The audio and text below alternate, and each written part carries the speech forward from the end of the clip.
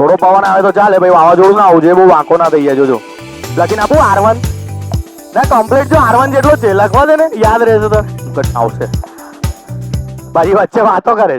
આ small D નાનો પાછા કેટલા જણ કહે છે આ બે સમાંતર રેખા નહીં. જો આગળ જઈને તો છેદમછેદી થઈ. R2 - R1 બરાબર XD/D સાબિત કરી દઉં. જો રમાડવાનું મન થાય એવો છે, અને કેપિટલ D બહુ મોટો છે, મારવાનું મન થાય એવો છે.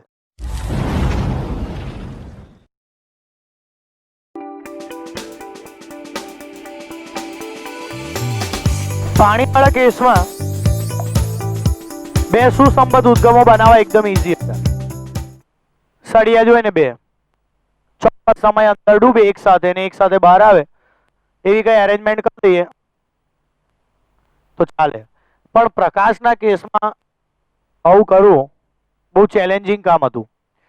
બે સુસંબદ્ધ ઉદ્ગમો કઈ રીતે મેળવવા? બે બલ્બ આપણે ક્લાસરૂમમાં કે ઘરમાં જે લગાવ્યા હોય તો અસુસંબદ્ધ જ હોય છે. એમાં તો આવી કોઈ પેટર્ન જોવા નથી મળતી. એમાં તો તીવ્રતામાં કંઈક લબુક જબુક જેવું કંઈ જોવા નથી મળતું. તો પછી એ કામ યંગ નામના એક વૈજ્ઞાનિકે કર્યું. સ્લીટ, એક સાંકડી ગેપ, ઘરમાં જેવી રીતે દરવાજો હોય અવર જવર માટે, એવી રીતે પડદામાં એક સાંકડી ગેપ રાખવાની પ્રકાશના અવર જવર માટે. એ સ્પેશિયલ જે દરવાજો હોય સાંકડો એકદમ, જેમાંથી આપણાથી ના નીકળાય, પ્રકાશ જ નીકળી શકે એટલો પાતળો ખાંચો એને કહીશું સ્લીટ. બરાબર, આ એની વ્યાખ્યા હતી. હવે એવું ના પૂછતા યંગ એટલે શું.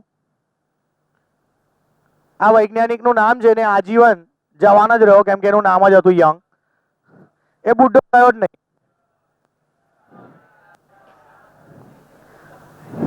તેજસ સદાબહાર તો યંગ. હવે એનો પ્રયોગ જરાક જોઈએ.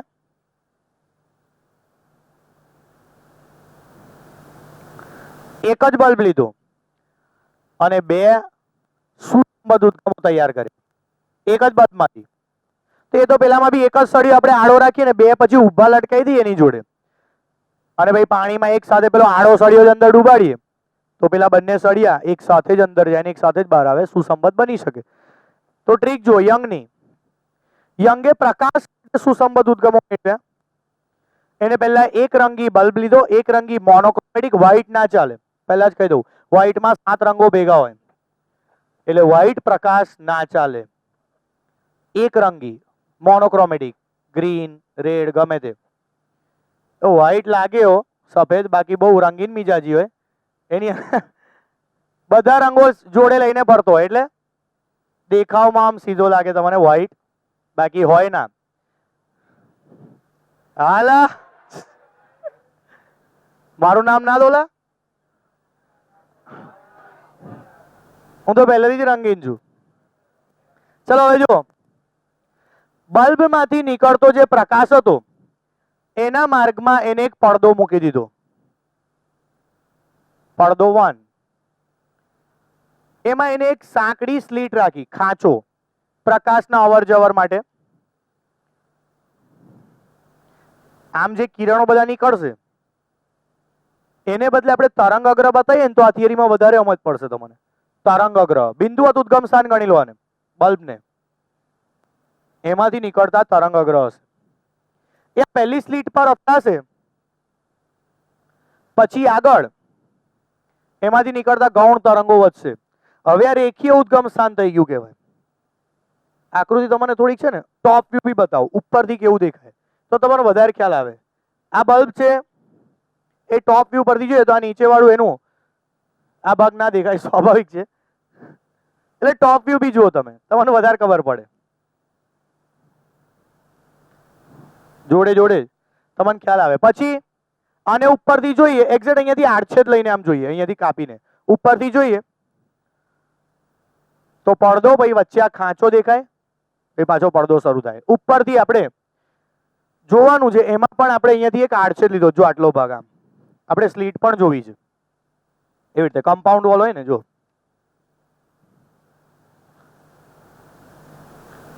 આ અવર જવર માટેની જગ્યા છે આ વચ્ચેથી, તો એને ઉપરથી જોવાનું છે આપણે. ઉપરથી જોઈએ એટલે આપણને કેવું દેખાય? આ કોટ દેખાય, પછી ખાંચો દેખાય, પછી પાછો કોટ દેખાય, એટલો જ ભાગ દેખાય ને એવું. તો અહીંયા તમારે આ પડદાને ઉપરથી જોવા, ટોપ વ્યૂ. આ વચ્ચેથી પ્રકાશના અવર જવર માટેની જગ્યા છે, ખાલી જગ્યા. એટલો ભાગ આપણે ગેપ છોડવી પડે.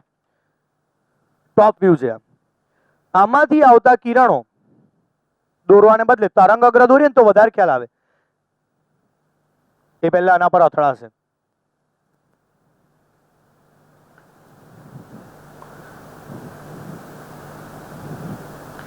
એના પછી બીજો એક પડદો મૂક્યો. ના, મેં જોયું ટોટલ કેટલા પડદા મૂક્યા છે આકૃતિમાં. એક બીજો પડદો મૂક્યો જેમાં 2 સ્લીટ રાખી. સ્માર્ટનેસ જોજો એની, યંગની.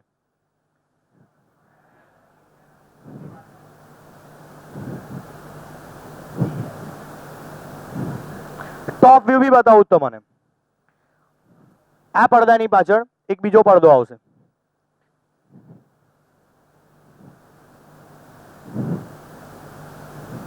એમાં પછી 2 સ્લીટ રાખશે.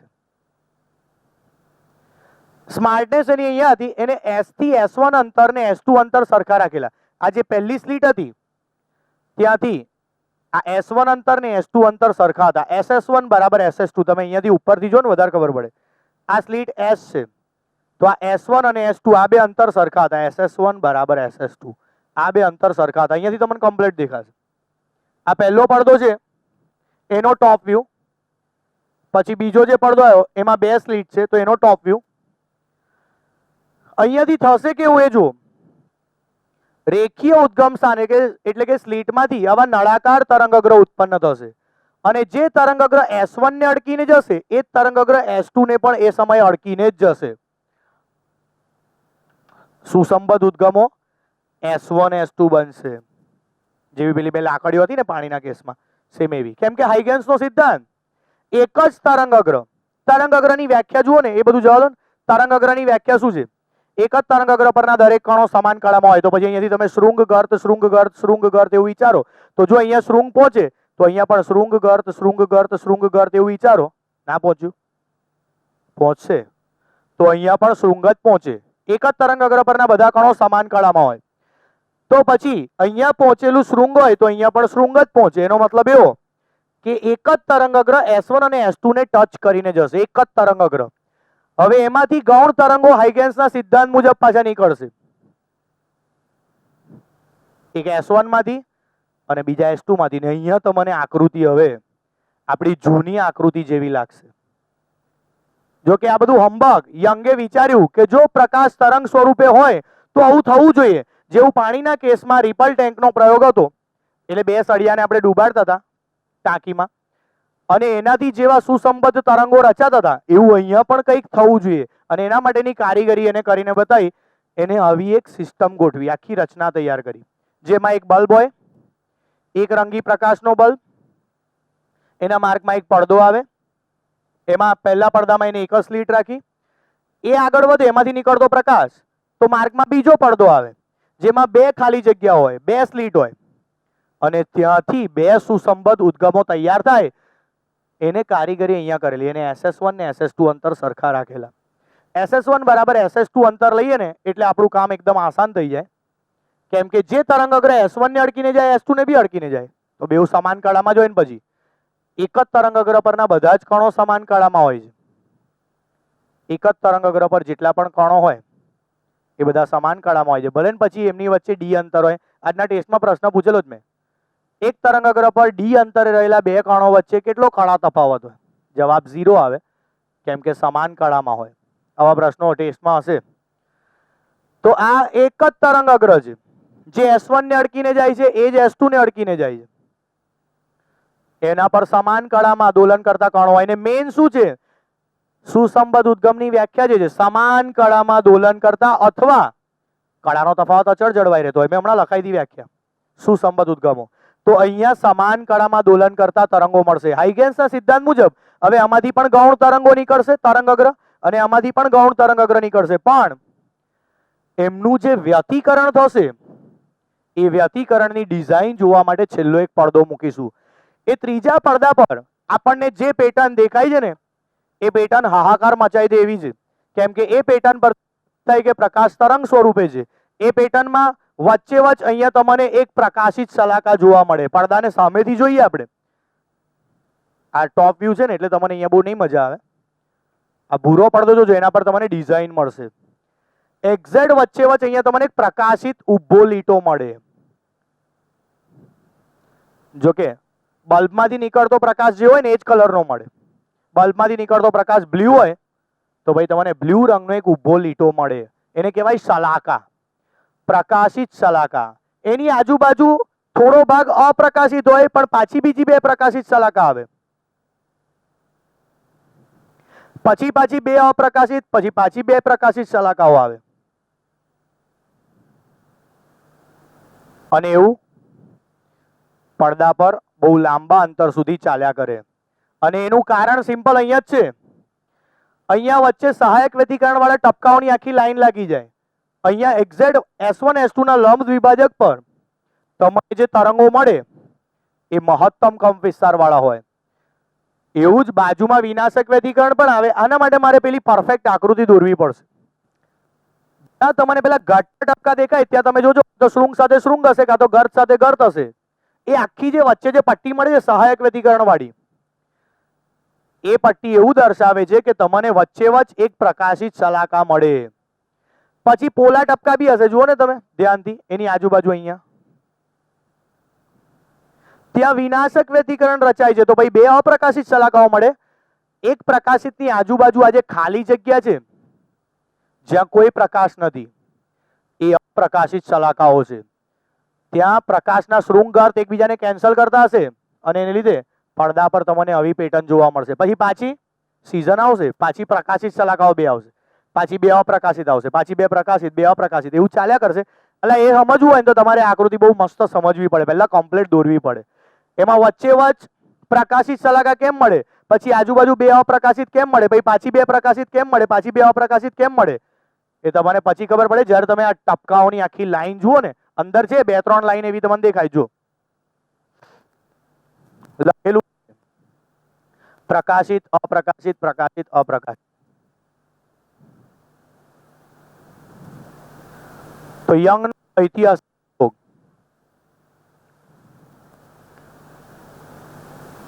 યંગના ટાઈમમાં આટલી બધી ફેસિલિટી નથી એટલે બિચારાએ સૂર્યપ્રકાશનો ઉપયોગ કરેલો. આને બદલે બલ્બને બદલે સૂર્યપ્રકાશ અને સ્લીટને બદલે પિન હોલનો ઉપયોગ કરેલો. ખાલી ટાંકણીથી કાણું પાડીને એને આખો પ્રયોગ. અહીંયા એક કાણું હોય S, નાનું હોલ. SS1 ને SS2 સરખા જ અંતર હોય પણ અહીંયા બી બે હોલ હોય, એક નાનો હોલનો સ્લીટને બદલે. તો એનો પ્રયોગ ઐતિહાસિક હતો પણ સુસંબદ્ધ ઉદ્ગમો મેળવીને બતાવ્યા. અહીંયાથી જોઈએ તો આમાંથી નીકળતા જે તરંગો આવશે એક જ તરંગ અગ્ર S1 ને S2 માંથી પસાર થશે, પછી એની પાછળ પાછા બીજા ગૌણ તરંગો ઉત્પન્ન થશે S1 માંથી ને S2 માંથી, અને એમનું એક્સિડન્ટ એટલે કે વ્યતિકરણ થશે અને એની ડિઝાઇન સામેના પડદા પર આ રીતે જોવા મળશે. યંગના પ્રયોગ પરથી એક જ વસ્તુ બહુ સારી રીતે સાબિત થાય છે કે પ્રકાશ તરંગ સ્વરૂપે છે. ફોટો ઇલેક્ટ્રિક અસર પરથી જે સાબિત થવાનું હોય થાય, પ્રકાશ કણ સ્વરૂપે છે એવું ગયા સેમિસ્ટરમાં. પણ આ પ્રયોગ જોયા પછી કોઈ ના પાડી શકે કે પ્રકાશ તરંગ સ્વરૂપે નથી, એવું ના કહી શકે. કેમ કે શૃંગ ગર્ત હોય ને તો જ સહાયક વ્યતિકરણ થાય. કણોના શૃંગ ગર્ત ના હોય કોઈ દિવસ, તરંગોમાં જ શૃંગ ગર્ત હોય. તો પછી પ્રકાશિત અને અપ્રકાશિત પેટર્ન તરંગના કેસમાં જ મળે, કણના કેસમાં ના મળવી જોઈએ. તો આના પરથી આ પ્રયોગ એટલીસ્ટ આપણા પર એવી છાપ તો છોડીને જાય જ કે પ્રકાશ આપણને દેખાતો હોય તો એ તરંગ સ્વરૂપે હોવો જોઈએ. કેમ કે આપણને એની જે ડિઝાઇન મળે છે એ કંઈક એવું જ સૂચન કરે છે. સહાયક વ્યતિકરણ અને વિનાશક વ્યતિકરણથી રચાતી આ શલાકાઓ છે. આ છે યંગનો એકદમ સિમ્પલ ને સોબર પ્રયોગ. તીવ્રતાની વહેંચણી કરવાની છે. વહેંચણ પેલા લગ્નમાં હોય ને એક પ્રસંગ હોય છે વહેંચણ. અહીંયા તીવ્રતાની વહેંચણ, તીવ્રતા વેચવાની છે, વહેંચવાની છે. તો તીવ્રતાની વહેંચણી શીખીએ પણ સૌથી પહેલા એક સૂત્ર મેળવીએ.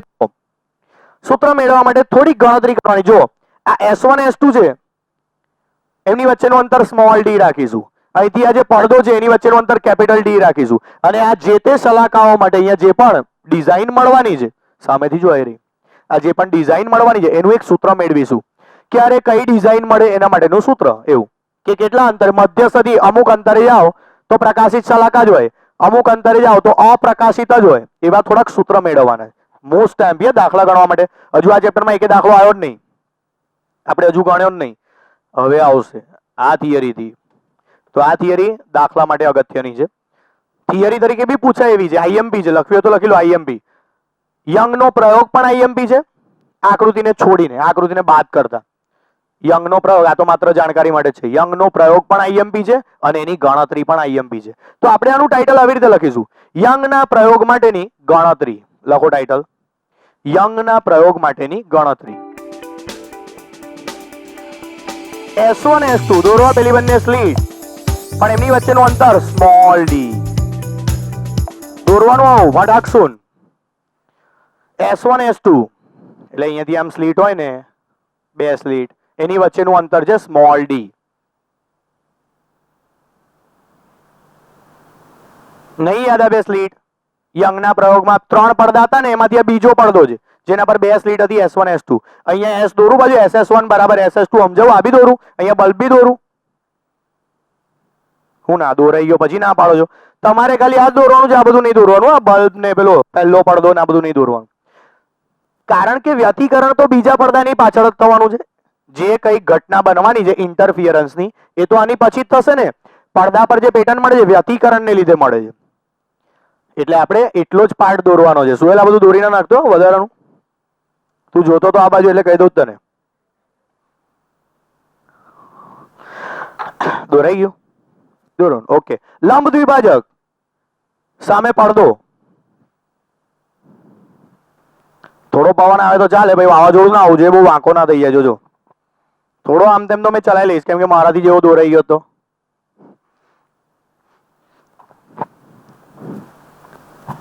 તેજસ પડદો દોર્યો. આ પડદો બીજો અને પેલો ત્રીજો, એવા બે પડદા છે, બી અને સી. એ નહીં દોરેલા, નહીં જરૂર. અહીંયા પડદા પર આ મધ્યસ્થ પ્રકાશી શલાકા એક્ઝેક્ટ અહીંયા આવશે એ બિંદુ પાસે. એ બિંદુ પડદાનું મધ્ય બિંદુ છે. S1 S2 ના લંબ દ્વિભાજક પર છે. જુઓ અહીંયા O આવશે. O S1 S2 નું મધ્ય બિંદુ, બે સ્લીટ વચ્ચેનું બિંદુ, અને સામે એ આવશે. આ એ બિંદુ અહીંયા બી જોતા રહેજો, અહીંયા હોય. અને અહીંયા એક P બિંદુ બતાવો, P બિંદુ. હવે અહીંયા એવી જગ્યા બી હોઈ શકે જ્યાં પ્રકાશિત શલાકા મળે, એવી જગ્યા બી હોઈ શકે જ્યાં અપ્રકાશિત શલાકા મળે. મને નહીં ખબર, મેં આશરે જ બતાવી દઉં. હવે S1 ને P સાથે જોડો, S1P એટલે R1 અંતર. S2 ને જોડો, S2P એટલે R2 અંતર. કઈ યાદ આવ્યું? આવી આકૃતિ પહેલા કશે જોવામાં આવી ગઈ છે? વ્યતિકરણ સ્ટાર્ટ થયું ને ફેઝર, તે વખતે આ જ આકૃતિ હતી. હજુ આપણે એનો એક ટોપિક ભણી રહ્યા છે, કેટલો લાંબો ટોપિક છે. જુઓ અંદર ભલે એમને નાના નાના ભાગ પાડ્યા હોય, પણ આ એ જ ચાલે છે. હજુ અહીંયાથી પ્રકાશ જાય, અહીંયા જાય, પછી અથડાય છે, અને આપણને સંપાતપણાના સિદ્ધાંત મુજબ કંઈક પ્રાપ્ત થાય છે.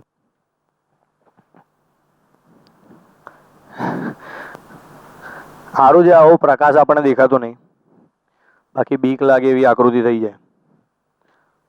R1 અને R2 અહીંયા બી દોરતો રહું જોડે જોડે, તમને સમજ પડે આપણે શું ભણી રહ્યા છીએ. સેન્ટરને પણ P સાથે જોડવાનું, કેન્દ્રને પણ P સાથે જોડો. P બિંદુનું મધ્યસ્થ શલાકાથી અંતર x છે. P બિંદુનું મધ્યસ્થ શલાકાથી અંતર, મધ્યસ્થ પ્રકાશિત શલાકાથી અંતર x છે, એટલે આટલા અંતરને આપણે x કહી દઈશું. પડદા પર સામેથી જોતા, પડદા પર જે મધ્યસ્થ પ્રકાશિત શલાકા છે ત્યાંથી અહીંયા ગમે તે શલાકા હોઈ શકે, પ્રકાશિત કે અપ્રકાશિત, એ બેનું વચ્ચેનું અંતર x છે. હા, અંતર x છે. સામેથી બી પડદાને જોતા રહેજો, અને સાઈડ પરથી તો અહીંયા ટોપ વ્યૂ તો બતાવ્યો છે મેં તમને, આ x છે. પણ સામેથી પણ મધ્યસ્થ પ્રકાશિત શલાકાથી પેલી કોઈ બી શલાકા હોય, ગમે તે નંબરની હોય, 5મી 6ઠી ને ગમે તેવી હોય, પ્રકાશિત અપ્રકાશિત, એનું આ અંતર છે x. આપણે વ્યાપક સૂત્ર મેળવવાનું. જેવા સ્મોલ ડી છે, બે સ્લીટ વચ્ચેનું અંતર, એવા કેપિટલ ડી છે, સ્લીટ થી પડદાનું અંતર, એટલે બે પડદાઓ વચ્ચેનું અંતર, કેપિટલ ડી. થિયરીમાં આવું બધું લખ્યું હશે કે સ્મોલ ડી બહુ સ્મોલ હોય ને કેપિટલ ડી બહુ કેપિટલ હોય. એટલે સ્મોલ ડી બહુ નાનો હોય છે, મિલીમીટરના બી 10મા ભાગનો હોય છે. 1 મિલીમીટરનો બી 10મો ભાગ હોય, પણ હવે એવું આપણાથી દોરાય? 1 મિલીમીટરનો બી 10મો ભાગ આપણે દોરવા જઈએ તો 2 સ્લીટો ભેગી થઈ જાય. મારે તો સ્લીટ જ 1-2 સેન્ટીમીટર જાડાઈની છે. જો આ સ્લીટની પહોળાઈ જો, એ લોકો બે વચ્ચેનું અંતર બી મિલીમીટરનો 10મો ભાગ કે છે. હવે એવું થોડું દોરાતું હોય. એ ખાલી થિયરીમાં સારું લાગે, બાકી તમારે ખરેખર શું થતું હશે જાણવું હોય તો આવું દોરવું પડે, સ્મોલ ડી. પણ મનમાં યાદ રાખો, સ્મોલ ડી બહુ જ સ્મોલ છે, રમાડવાનું મન થાય એવો છે, અને કેપિટલ ડી બહુ મોટો છે, મારવાનું મન થાય એવો છે. તો આ કેપિટલ ડી મીટરના ક્રમનો આવશે, મીટરમાં, અને આ મિલીમીટરનો 10મો ભાગ. આ ખૂણાને થીટા કહી દો. પી બિંદુનું કોણીય સ્થાન છે થીટા. આ સંદર્ભ રેખાથી પી બિંદુ કેટલા ખૂણે છે એ દર્શાવે છે આ થીટા. પી બિંદુનું કોણીય સ્થાન, આ રેખીય સ્થાન છે. પી બિંદુનું મધ્યસ્થ શલાકાથી અંતર છે x, અને પી બિંદુનું મધ્યસ્થ શલાકાથી ખૂણો છે થીટા, અને કોણીય સ્થાન કહેવાય. S1 માંથી એક લંબ ઉતારો અને લંબપાત બિંદુને M નામ આપી દો. S2P પર લંબ દોરો. S2P, આ જે રેખાખંડ દેખાય છે S2P, એના પર એક લંબ દોરવાનો છે, અને લંબપાત બિંદુને M નામ આપો. વચ્ચે જ્યાં છેદીને આવે છે અહીંયા, ત્યાં N નામ આપો, અને ત્યાં પણ લગભગ કાટખૂણો થાય. લગભગ આ 90 ડિગ્રી હોય તો પેલો 89.5 ડિગ્રી હોય. 89 ડિગ્રી 54 મિનિટ બી હોઈ શકે. 90 ડિગ્રી થવાની અણી પર જ હોય લગભગ. અને એવું કેમ એ સમજાઈ દઉં છું, આ બહુ નાનું અંતર છે, સ્મોલ ડી, એટલે બહુ કચકચ ના કરતા. આ સ્મોલ ડી નાનો જ, પાછા કેટલા જણ કહે છે આ બે સમાંતર રેખા નહીં, જો આગળ જઈને તો છેદમ છેદી થઈ જાય એવું પાછા કે. તો આ બે સમાંતર નથી, મને બી ખબર છે, પણ લગભગ સમાંતર છે. આ બંને ખૂણા તમે 90 લઈ શકો, આ બંને લગભગ સમાંતર લઈને. તમને યાદ તો અંતર બહુ મોટું છે, કેપિટલ ડી, એ મીટરના ક્રમનું છે, અને એની કમ્પેરિઝનમાં અંતર બહુ નાનું છે, સ્મોલ ડી. જો તમે એવું વિચારો તો તમને તરત આઈડિયા આવી જશે કે આ 90 ડિગ્રી હશે તો પેલો 89 ડિગ્રી 55 મિનિટ, 89 ડિગ્રી 56 મિનિટ બહુ નજીકનો હશે, તો એને પણ લગભગ કાટખૂણો લઈ શકાય, કોઈ પ્રોબ્લેમ નહીં.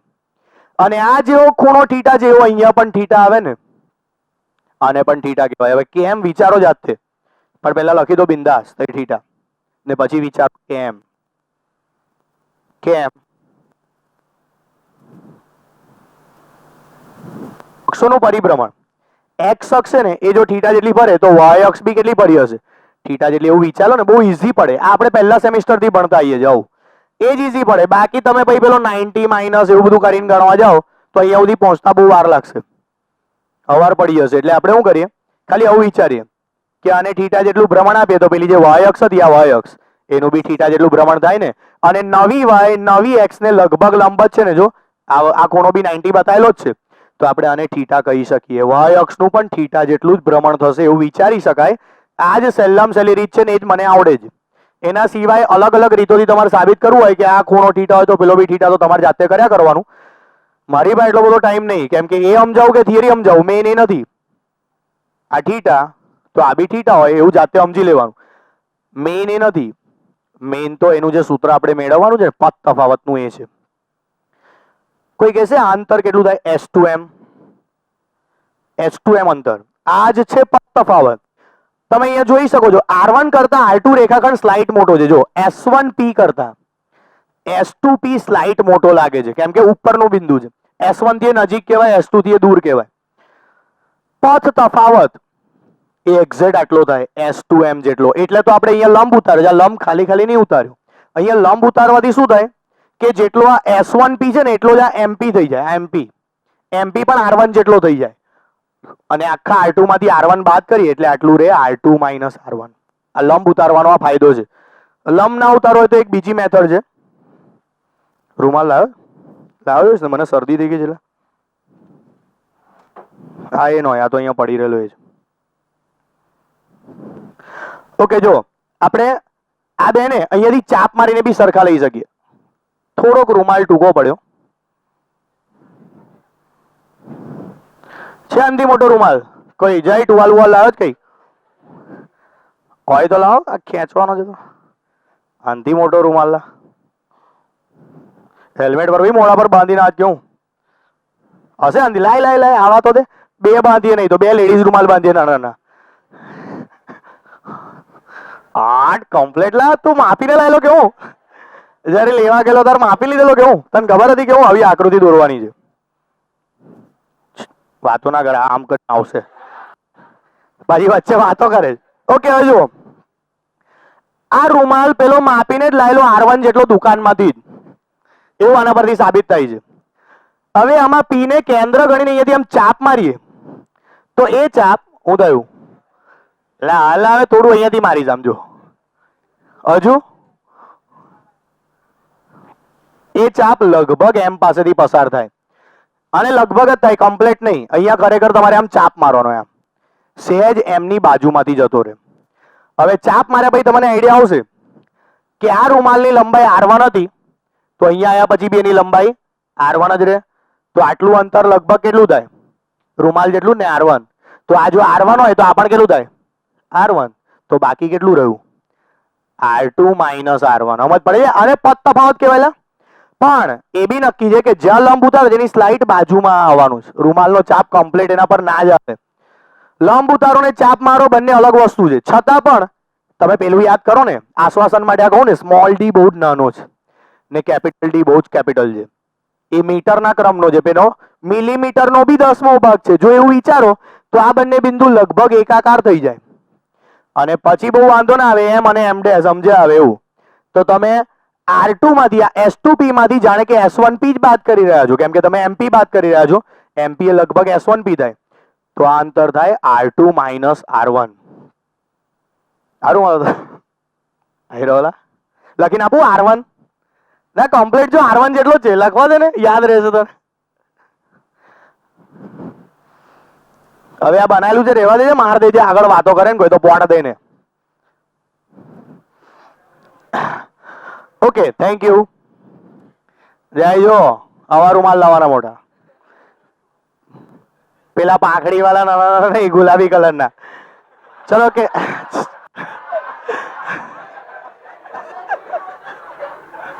આ તો એક વાત હતી બાજુ પરાગ, તું અહીંયા ધ્યાન હાલ. તું જે કલર નું ગાઉન પહેરે છે પાછું એને ચીડવે છે.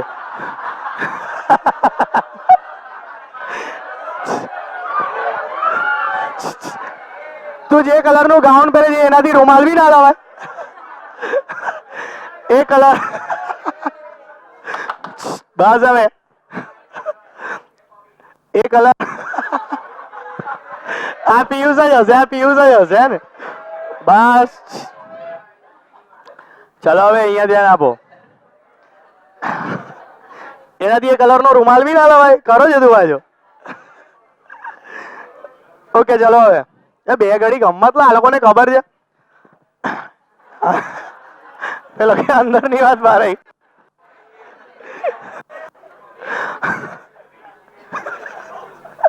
ઓકે હવે આજે ચેક કરવા એની ઘરે ના જતા પાછા. ઓકે ચલો હવે અહીંયા ધ્યાન. આ લોકો બહુ સિરિયસલી લે લે પણ જય જો જયને ખબર જ છે આવી કોમેન્ટ આવવાની જ છે. હું લા હવે આમડીને ભૂલી જાવ ને છે, પણ રૂમાલ નહીં બદલવાનો. ઓકે ઓકે સારું હવે અહીંયા ધ્યાન લાવે. ચલો અહીંયા તો આ છે પદ તફાવત, અને પદ તફાવત તમને એ આંકડો આપે છે કે S1 માંથી નીકળેલું કિરણ P બિંદુ પાસે પહોંચે ત્યારે S2 માંથી નીકળેલું કિરણ P બિંદુ પાસે પહોંચતા કેટલું પાછળ પડે, આ એ આંકડો આપે છે. આ બંનેમાંથી જો એક સાથે કિરણો નીકળ્યા હોય ને, પ્રકાશના કિરણો, તો S1 વાળું વહેલું પહોંચી જાય, S2 વાળું તે વખત અહીંયા જ પહોંચ્યું, અને આ અંતર એક્ઝેટ આ પદ તફાવત કહેવાય, S2M. બંને કિરણો એક સાથે ના પહોંચે તો એ જ વસ્તુ છે, એ જ તમારે સમજવાનું છે અહીંયા. આ છે પદ તફાવત, અને તમારે પદ તફાવતનું સૂત્ર મેળવવાનું છે. R2 માઇનસ R1 બરાબર X સ્મોલ ડી છેદમાં કેપિટલ ડી. તમારે આ સૂત્ર સાબિત કરવાનું છે. આ સૂત્ર સાબિત કરવા માટે ખૂણાને નાના પણ લેવાના છે તમારે. હવે ખાલી ચાપ નહીં મારવાનો, ચાપ એટલે જ લંબ. આપણી પાસે સ્મોલ ડી એટલું નાનું અંતર છે કે ચાપ અને લંબ બંને લગભગ એકાકાર હશે, એટલે તમારે ચાપ નથી દોરવાનો, તમારે ખાલી આમ લંબ જ ઉતારવાનો. એ જ ઈઝી પડશે તમને. તો હવે આની ગણતરી R2 માઇનસ R1 બરાબર x ડી બાય ડી સાબિત કરી દઉં. જુઓ, જે સાબિત કરવાનું છે 2 માર્કમાં આઈએમપી થિયરી. કલર કરીએ આપણે પહેલા. ત્રિકોણ POA. POA બહુ મોટો ત્રિકોણ છે, પણ જે કઈ ત્રિકોણ છે કાટકોણ ત્રિકોણ છે એવું દેખાય છે. તો આ ત્રિકોણ POA માં આપણે શોધી નાખીએ tan થીટા. આ થીટા છે એની સામેની બાજુ અને પાસેની બાજુ બંને મને ખબર. જો સામેની બાજુ x PA અને પાસેની બાજુ કેપિટલ D OA, PA ના છેદમાં OA. તો આપણે આ તો શોધી શકીએ, એમાં કોઈ પ્રોબ્લેમ નહીં. પછી બીજો એક ત્રિકોણ લઈશું, આ નાનો S1 S2M. એમાં પણ આ ખૂણો થીટા કીધેલો છે ને, આ થીટા ને પેલો થીટા બંને હરખા હરખા જ થાય. એટલે હવે આ ચટાપટા વાળો ભૂરો ત્રિકોણ એ પણ કાટકોણ ત્રિકોણ છે. તો એમાં આપણે શોધીશું sin થીટા. કેમ? તો કે સામેની બાજુ ખબર છે અને કર્ણ ખબર છે. આ કર્ણ કહેવાય કાટખૂણાની સામેની બાજુ. એટલે થીટાની સામેની બાજુ આ પદ તફાવત R2 માઇનસ R1 અને કર્ણ સ્મોલ d. તો હું પેલા લાલ ત્રિકોણમાં tan થીટા શોધીશ અને ભૂરા ત્રિકોણમાં sin થીટા શોધીશ, ને પછી થીટા સરખા લઈ લઈશ. કેમ કે ખૂણા નાના આવશે, સ્મોલ d બહુ નાનો છે ને, એટલે ખૂણા પણ બહુ જ સૂક્ષ્મ આવશે. આ ખૂણા બહુ મોટા નહીં હોય. આ સલાકાઓ વચ્ચેનું અંતર કઈ કિલોમીટરમાં ના હોય, મીટરમાં બી ના હોય, એ બી મિલીમીટરના ક્રમમાં હોય, એના બી નાનો ભાગ હોય. એટલે તમે થીટાને સરખા ગણી શકો. એટલે થીટાને sin અને tan બંનેને સરખા ગણીને સરખાઈ શકો. તો આપણે બસ આ રીતે ગણતરી કરવાની છે. પહેલું સ્ટેપ લખો. ત્રિકોણ POA માં ત્રિકોણ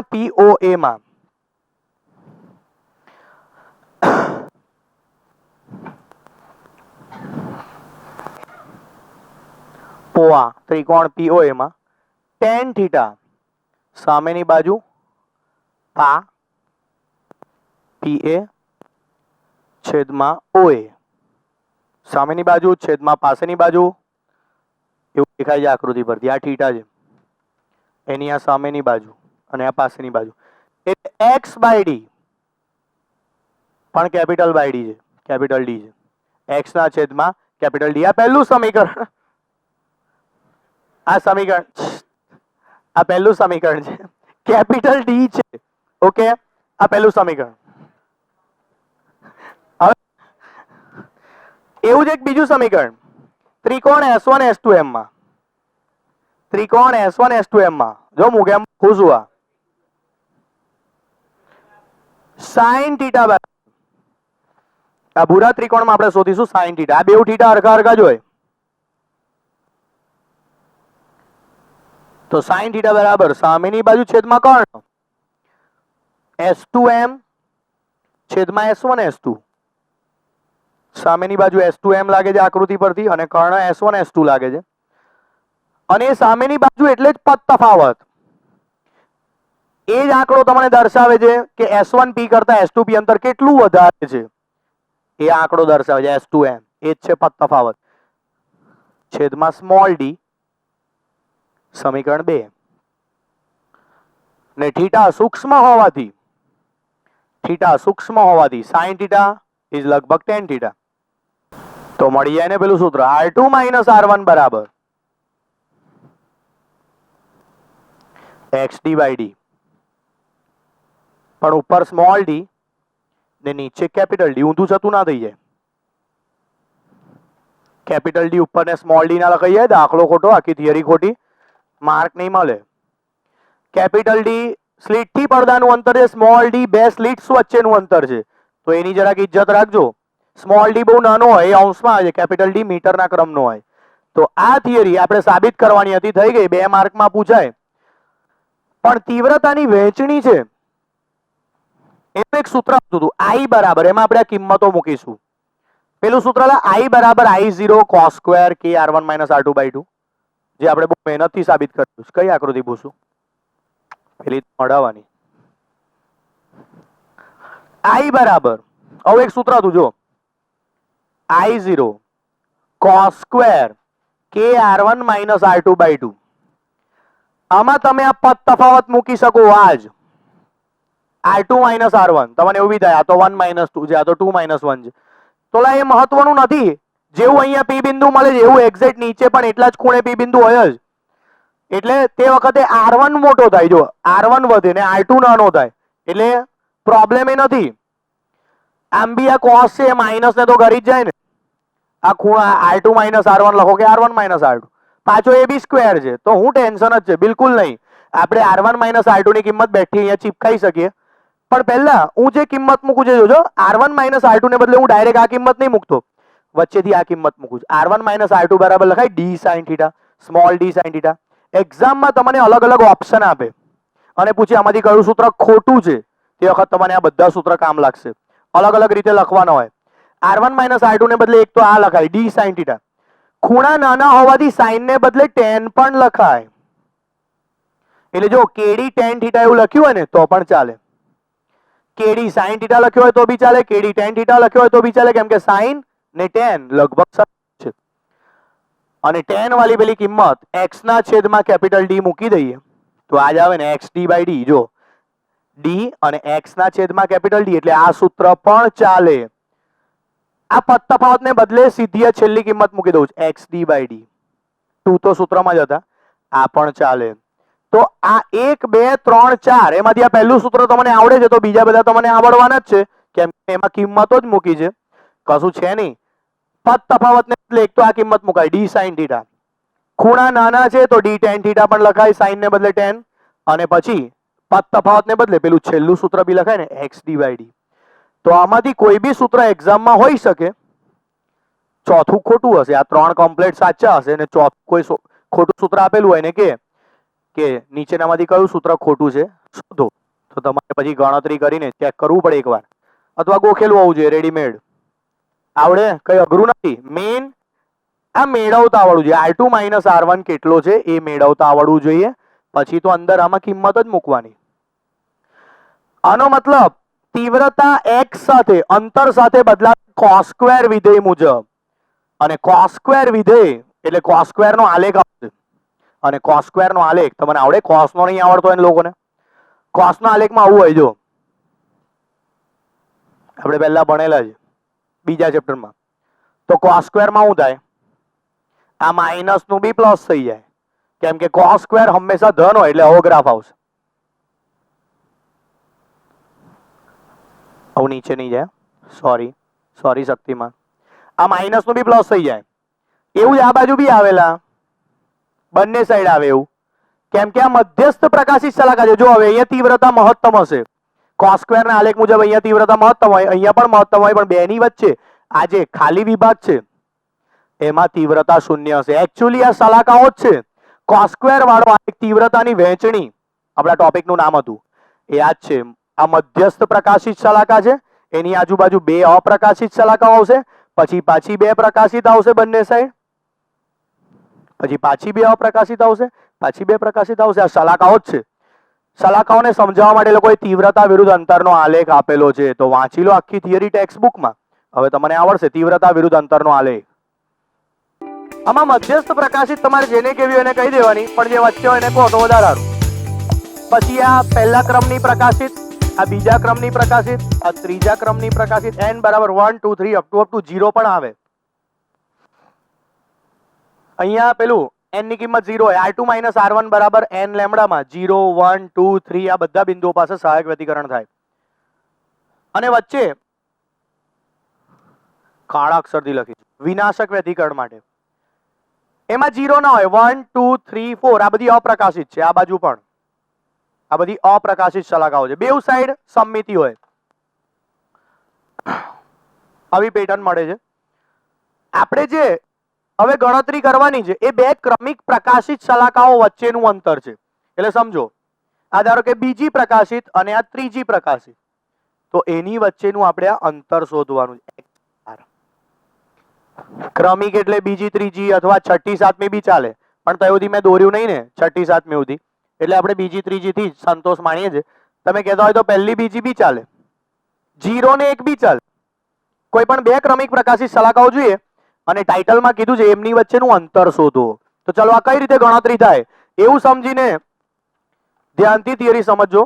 એવું સમજીને કે આપણે દાખલો જ ગણી રહ્યા છીએ, કેમ કે આવા દાખલા આવશે કે ફલાણી પ્રકાશિત અને ઢીકણી પ્રકાશિત વચ્ચે ટોટલ કેટલું અંતર હોય શોધો. ત્રીજી પ્રકાશિત ને 17મી પ્રકાશિત વચ્ચે કેટલું અંતર હોય એવું પૂછે, અથવા ત્રીજી પ્રકાશિત ને 5મી અપ્રકાશિત વચ્ચે કેટલું અંતર હોય એવું બી પૂછે, એમની મરજી. તો એ બધા અંતરો શોધવા માટેની મેથડ, સૌથી પહેલા આ જે 0 છે ત્યાંથી જ બધા અંતર આપણે માપીએ છીએ. તો 0 થી આ બીજી પ્રકાશિત શલાકાના અંતરને x2 કહી દઉં, અને ત્રીજી વાળું જે અંતર છે ને x3 કહી દઉં. બે અંતર મેં ઉગમ બિંદુથી માપેલા છે n બરાબર 0 થી.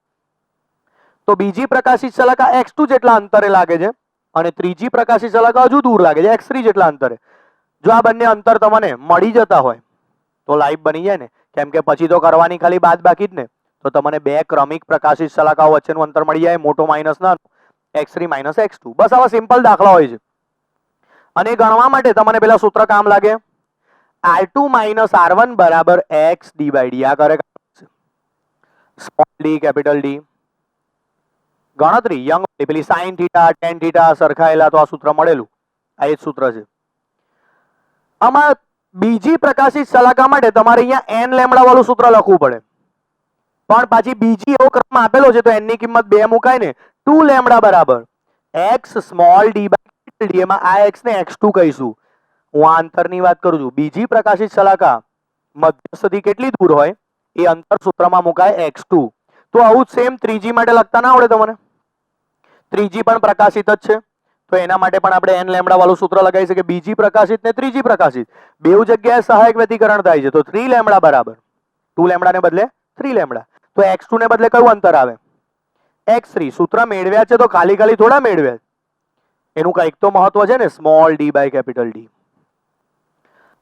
હવે આમાંથી તમને x2 મળી જાય ને આમાંથી તમને x3 મળી જાય. જો x2 કેટલો હશે સૂત્રનો કરતા બનાવો, x2 બરાબર 2 lambda capital D by small D, અને x3 કેટલો હશે 3 lambda capital D by small D. તો બંનેનો તફાવત કેટલો હોય? બે ક્રમિક શલાકાઓ વચ્ચેનું અંતર x3 માઇનસ x2 મળી જાય ને x બાર. x બાર બરાબર 3 lambda capital D by small D માંથી 2 lambda capital D by small D જાય તો રહેશે 1 lambda capital D by small D.